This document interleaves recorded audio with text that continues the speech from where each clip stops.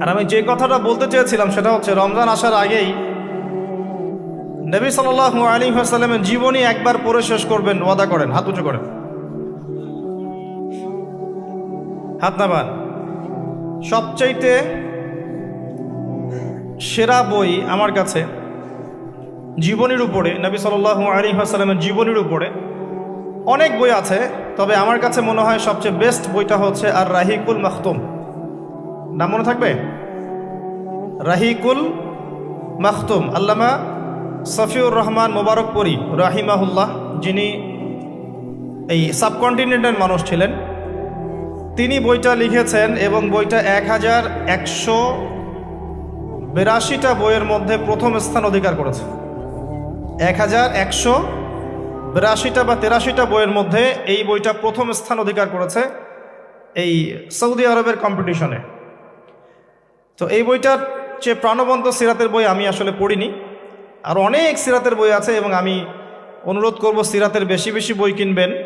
একটা সিরাতের বইয়ে সব তথ্য হয়তো থাকবে না, এখানে ভেরিয়েশন আনতে হবে আপনাকে, বিভিন্ন সিরাতের বই কিনবেন, কিন্তু আর রাহিকুল মাখতুম বইটা মাস্ট বি পড়ার চেষ্টা করেন। রমজান মাস আসার আগেই বইটা শেষ করবেন, ওয়াদা করেন ইনশাআল্লাহ। আল্লাহ পাক তৌফিক দান করুন।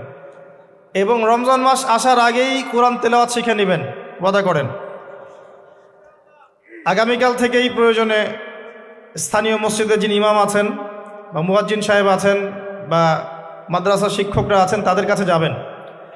1 থেকে 2 মাসের বেশি সময় লাগার কথা না আপনার তাজবিদ শিখতে। সবার তো শিখলেই বিশুদ্ধ হয়ে যাবে না, পড়তে পড়তে পড়তে পড়তে একটা পর্যায়ে আপনার মুখের মধ্যে জড়তা আল্লাহ কাটিয়ে দিবে, তখন আপনি ইনশাল্লাহ ফ্লুয়েন্টলি পড়তে পারবেন। কিন্তু শিখতে, নিয়মকানুনগুলো শিখতে 1 থেকে 2 মাসের বেশি লাগার কথা না। আর আমি জানি আপনারা জীবনে অনেক কিছুই পড়েছেন, আপনারা জীবনে এসএসসি, এইচএসসি, অনার্স মাস্টার সব করেছেন, বিবি এমবিএ করেছেন, ডক্টরেট ডিগ্রি অর্জন করেছেন, মেডিকেল সায়েন্স পড়েছেন, কঠিন কঠিন সাবজেক্ট পড়েছেন, বাংলা সাহিত্য পড়েছেন, উপন্যাস পড়েছেন, শরৎচন্দ্র, বঙ্কিমচন্দ্র, হুমায়ুন আহমেদ সব পড়ে শেষ করে ফেলেছেন। রবীন্দ্র নজরুল তো শেষ আগেই।